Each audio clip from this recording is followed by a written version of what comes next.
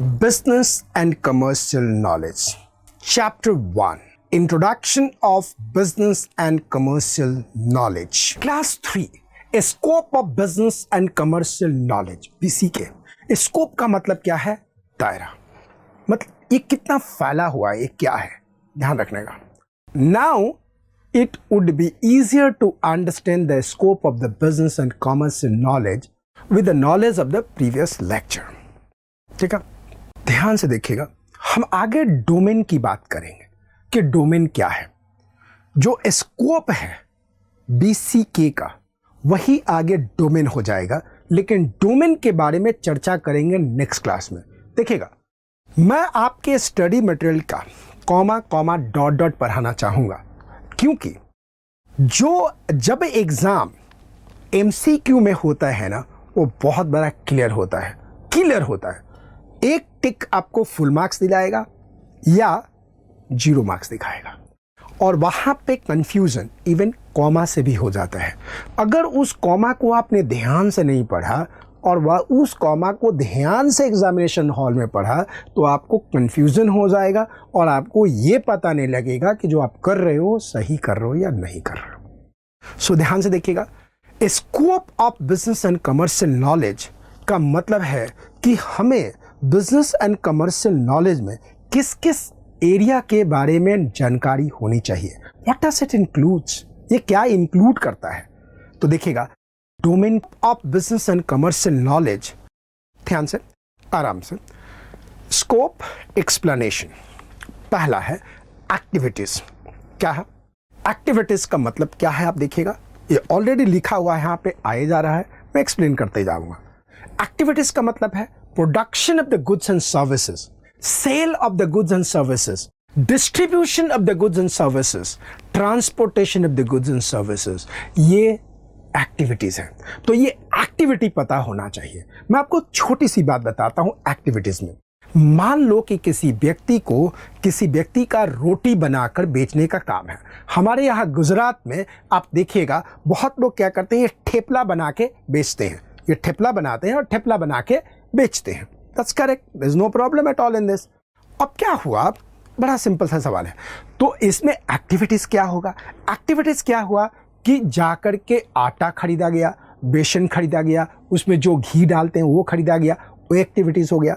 उसको उस आटे को मैदे को गूथा गया, वो एक्टिविटीज है. उस ठेपला को तावा पे पहला सेक, दूसरा सेक, तीसरा सेक में बन के तैयार हो गया, वो एक्टिविटीज है. ये सारा प्रोडक्शन एक्टिविटीज है. उसके बाद ये बनने के बाद जब किचन से बाहर चला जाता है तो that becomes what, a very simple point, that becomes what? That becomes the finished goods. उस फिनिश गुड्स को वहां पे रखा जाता है. उसके बाद ट्रक में लाद करके, ट्रक में डाल करके इसको शहर भेजा जाता है, डिस्ट्रीब्यूटर के पास, होलसेलर के पास. यानी ट्रांसपोर्टेशन भी एक एक्टिविटीज है. वहां पे उसको स्टोर किया जाता है, वो भी एक्टिविटीज है. फिर कंज्यूमर के पास बेचा जाता है, वो भी एक्टिविटीज है. सो बिजनेस एंड कमर्शियल नॉलेज का स्कोप होता है कि पर्सन बिहाइंड बिजनेस है, उसको हर एक्टिविटीज के बारे में पता होना चाहिए.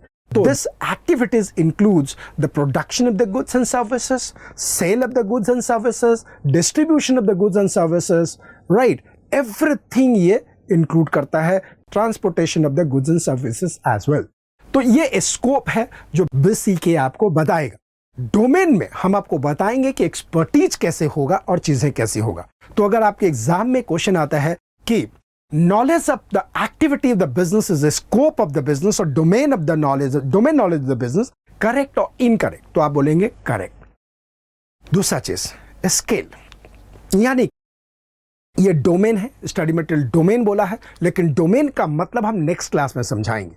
अब क्या है, ये डोमेन स्केल है. यानी कि बिजनेसमैन को, यानी आपको जो बिजनेसमैन हो सकते हैं या बिजनेस चलाने के लिए आपको बिजनेस का नॉलेज होगा, तो आपको बिजनेस BCK के इस डोमेन का नॉलेज आपको होना चाहिए. And the term call MSME.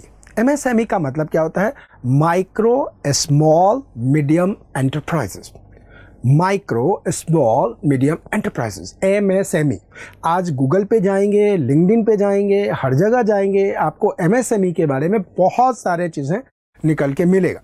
सरकार एमएसएमई को बढ़ावा देने के लिए काफ़ी ज़्यादा छूट दे रही है आजकल के दुनिया में। आप ये मान के चलेंगे कि हिंदुस्तान में आज के दिन में सबसे ज़्यादा एम्प्लॉयमेंट एमएसएमई ऑर्गेनाइजेशन क्रिएट कर रही है। That's what called the MSME is. MSME का मतलब क्या होता है? Micro, then small, then medium enterprises. बात समझ में आई? अब आगे हम इसके बारे में बहुत टर्म करेंगे। तो बीसीके के अंतर्गत आपको ये पता होना चाहिए कि डोमेन के अंदर, बीसीके के डोमेन के अंदर, कि एमएसएमई का मतलब क्या होता है। एमएसएमई का मतलब क्या होता है, ध्यान से देखिएगा।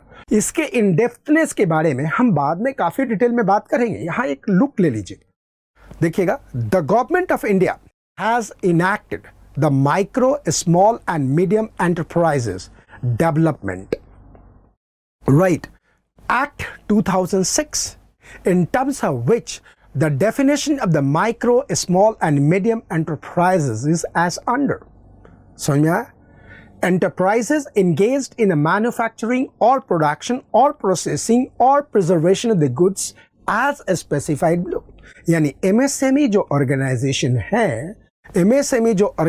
है, वो काम कर सकता है, इंगेज हो सकता है मैन्युफैक्चरिंग में भी, यानी मैन्युफैक्चरर भी हो सकता है MSME, और प्रोड्यूस कर सकता है गुड, यानी कि प्रोडक्शन कर सकता है, प्रोसेसिंग कर सकता है, प्रिजर्वेशन प्लांट लगा सकता है of the goods and services. MSME के डेफिनेशन में गवर्नमेंट ऑफ इंडिया ने क्या बोला, ध्यान रखिएगा। A micro enterprises is an enterprises where investment in plant and machinery does not exceed ₹25 lakh. अगर 25 लाख के अंदर manufacturing plant, preservation plant, processing plant लगाता है तो वो माइक्रो बिजनेस कहलाएगा। तो आपके एग्जाम में अगर क्वेश्चन आता है कि a person has invested in plant and machinery 50 lakh, will it be called as a micro enterprises? Answer is wrong. An organization or a company or as an individual has invested 25 lakh rupees in plant and machinery.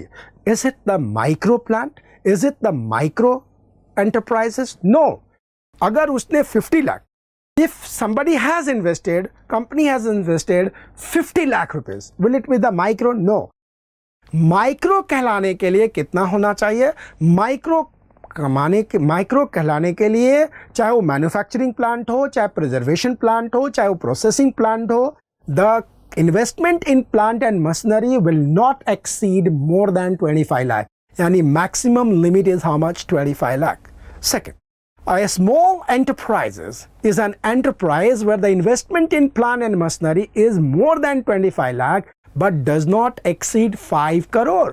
अगर 5 करोड़ से ज्यादा नहीं है, यानी 5 लाख से लेकर के 5 करोड़ के बीच में है, तो वो स्मॉल कंपनी है.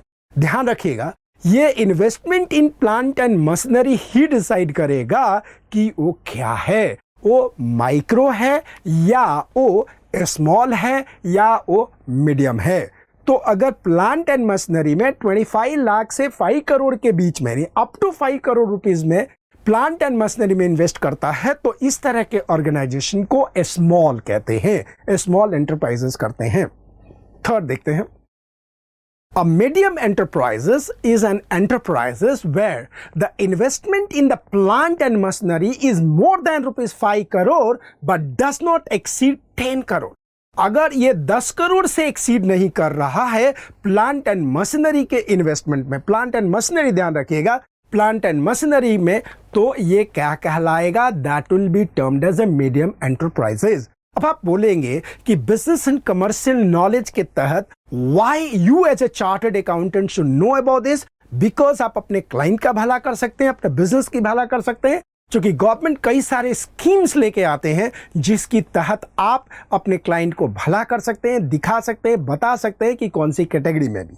आज के दिन में एमएसएमई में रजिस्ट्रेशन होता है, आप प्रूफ करेंगे कि आप एमएसएमई में हैं, तो बैंक से भी आपको रिलीफ मिलता है, कम दर पे कम रेट ऑफ इंटरेस्ट में आपको लोन भी मिलता है. तो ये है मजा बीसीके का, बिजनेस एंड कमर्शियल नॉलेज का, जिसमें आप जान सकते हैं, समझ सकते हैं बिजनेस की इंटरसिटी के बारे में, बिजनेस की क्रिटिकल नॉलेज के बारे में. मैं आपको एक फिर से कैटेगरी वाइज बता रहा हूं ताकि माइक्रो में क्या होगा तो आप समझो तो सही। Micro, grocery store in your locality, आपके गांव में, आपके शहर में, आपके मोहल्ले में, आपके कॉलोनी में, आपके हर जगह एक कोई सब्जी बेच रहा है। अब बताओ सब्जी बेचने वाला माइक्रो है, स्मॉल है, मीडियम है या लार्ज है? बताइए, ये माइक्रो है। क्या इसने प्लांट एंड मशीनरी में 5 लाख रुपया खर्चा किया? क्या जो तराजू है उसमें 5 लाख रुपया खर्चा किया? नहीं किया।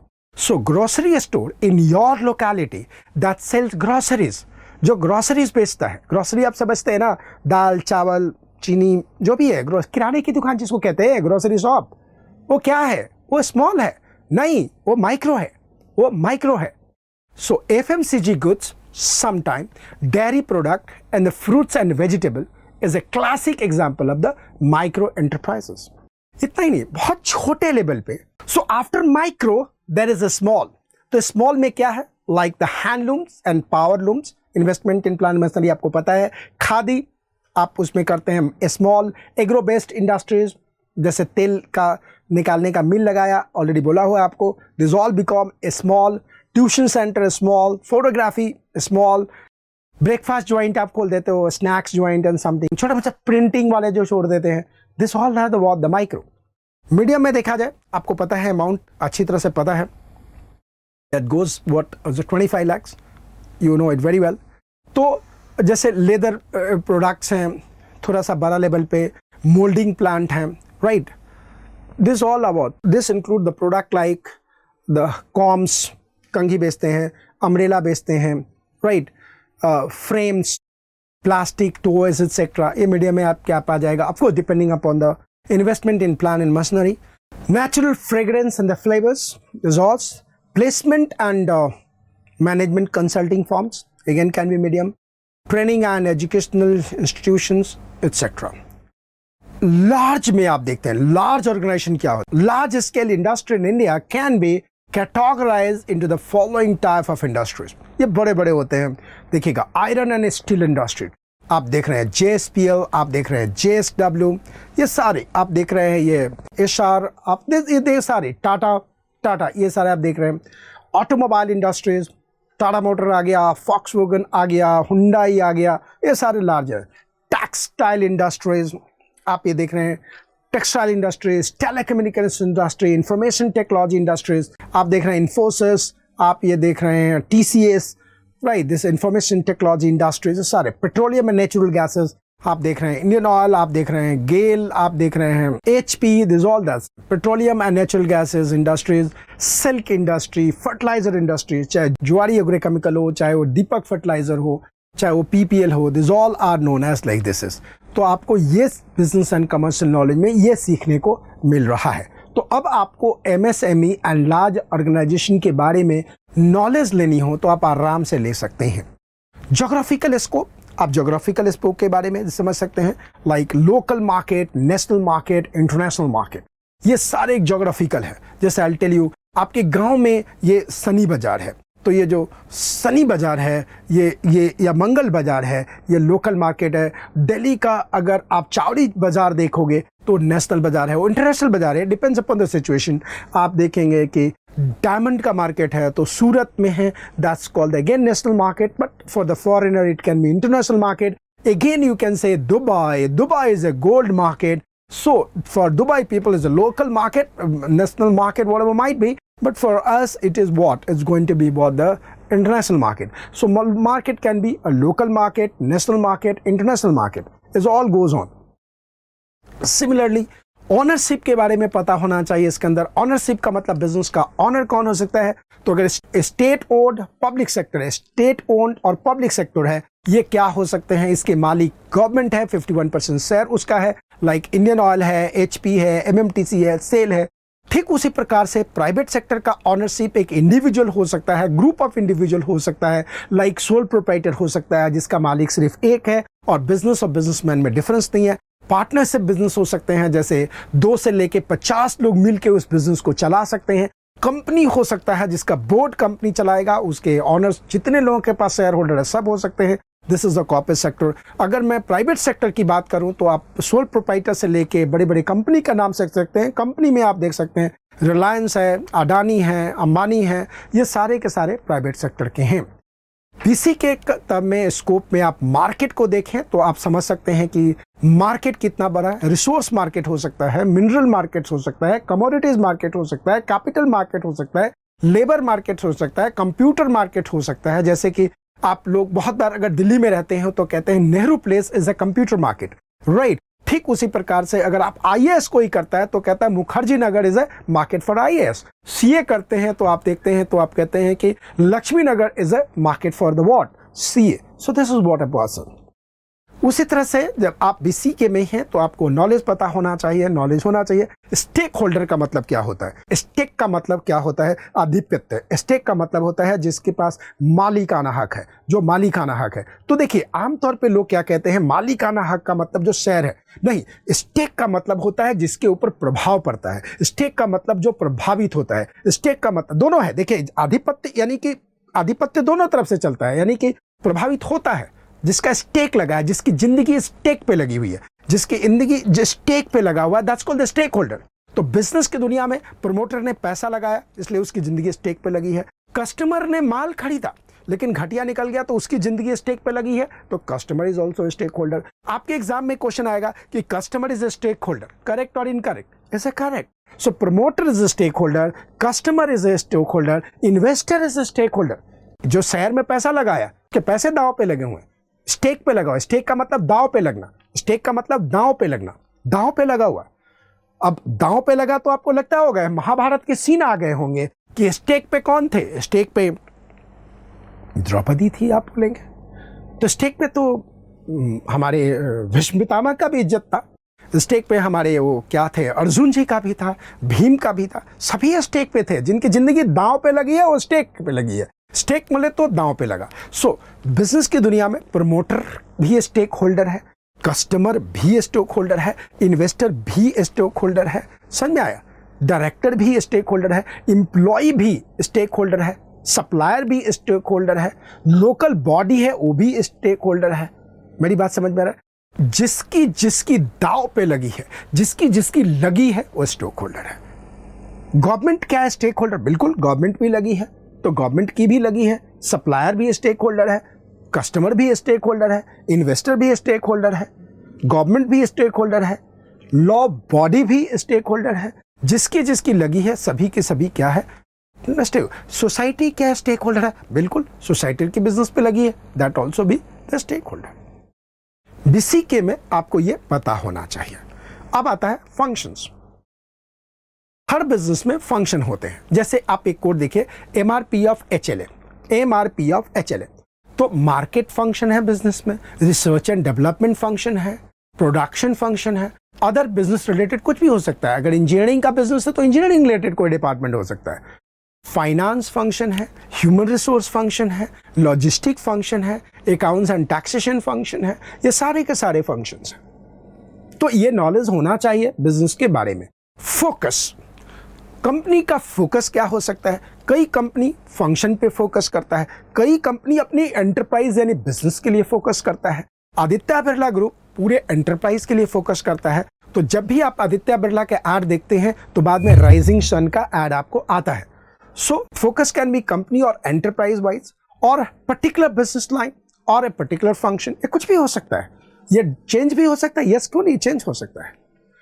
कंसर्न, बीसीके में आपको यह समझना है कि जो टॉप लेवल या बिजनेस के लोग हैं या आप हैं, जो बिजनेस समझ में आता है उसको कंसर्न क्या है। कंसर्न का मतलब किस बात से वो चिंतित है। कंसर्न का मतलब कि किस बात पे वो फोकस करता है। फोकस यानी कि यहाँ पे किस बात को कंसर्न है। कंसर्न तो आप समझते हो ना, हाँ समझ लो कंसर्न। जैसे आप अपने सिस्टर नहीं आती रात को 7-8 बजे तो आप कंसर्न हो जाते हो, भाई खेल के नहीं आया तो आप कंसर्न हो जाते हो, राइट।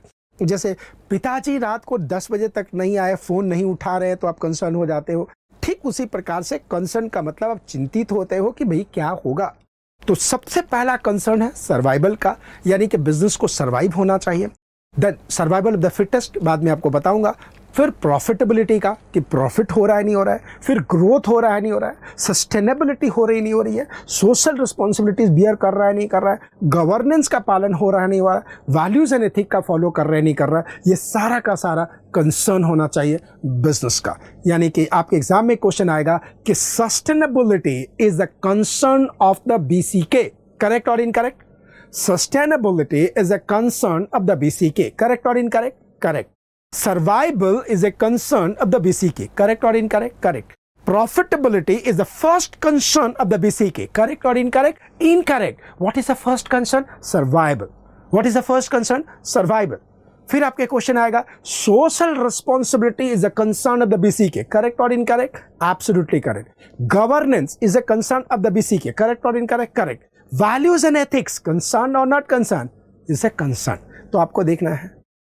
उसी तरह से बताएगा कि मोड ऑफ बिजनेस क्या होता है। तो देखिएगा, मोड ट्रेडिशनल मोड हो सकता है, जो डाकिया डाक लाया। मॉडर्न हो सकता है, क्शुइंग मारी और चला गया, right? That what exactly reach to the place. So ये मोड हो सकता है बिजनेस का। ट्रेडिशनल मोड हो सकता है जो फिजिकल मोड है, डिजिटल और ऑनलाइन मोड हो सकता है, राइट?